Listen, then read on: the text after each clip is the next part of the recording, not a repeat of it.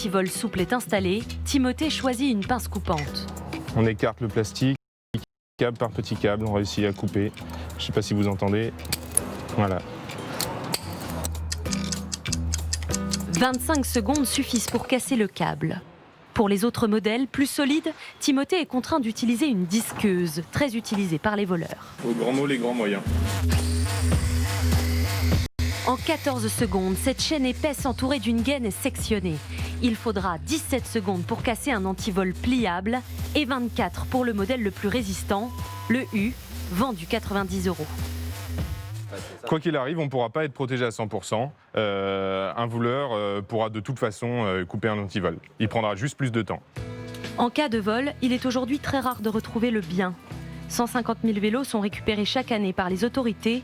Seulement 3% sont restitués faute d'identification du propriétaire.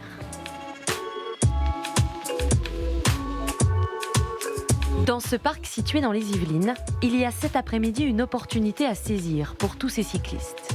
Bonjour madame. Bonjour, je voudrais faire graver mon vélo.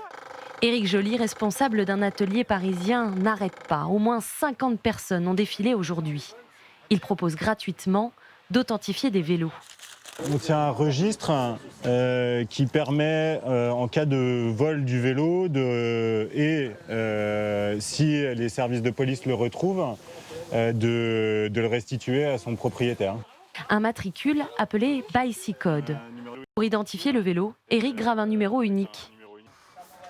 Alors, en général, on essaye de graver le numéro à un endroit bien visible pour que ce soit potentiellement un peu dissuasif pour les voleurs.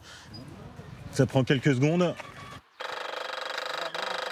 Contrairement à des traceurs GPS qui coûtent une centaine d'euros, le Bicycode ne permet pas de suivre l'objet en temps réel, mais il permet de lutter contre la revente illicite et le recel.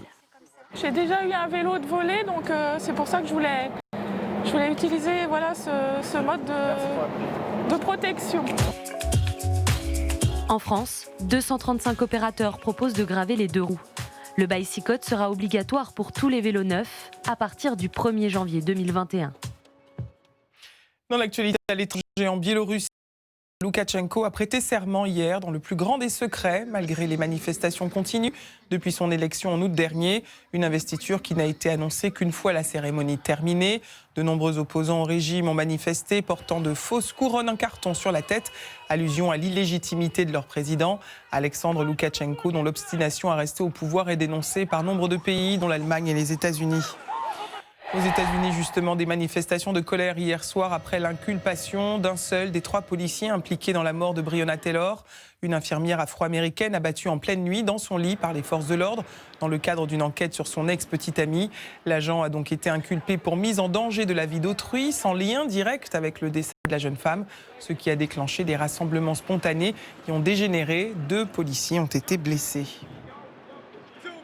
Retour en France, en région parisienne, où la présence d'un enseignant pas comme les autres anime les débats entre parents d'élèves. En cause, non pas ses compétences, mais son apparence. Le professeur en primaire est en effet tatoué de la tête aux pieds, même ses yeux le sont. L'homme ferait peur aux enfants, disent ses détracteurs. Un cas de figure qu'aucun texte n'évoque.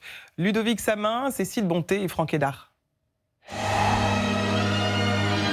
C'est en 2012 que Sylvain, alias Freaky Woody, a commencé à recouvrir son corps de tatouages. C'est ma passion, une de mes nombreuses passions d'ailleurs, parce que je suis passionné de sport, de lecture, tout ça.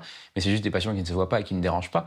Et je suis passionné par ça, et comme on n'a qu'une vie, je compte bien vivre cette passion à fond. Un tatouage oculaire, réalisé en Suisse car interdit en France, des motifs floraux colorés sur le crâne, un requin dans le cou, une excentricité qui dénote avec son métier. J'ai ma vie d'enseignant, de fonctionnaire très rangé, et j'ai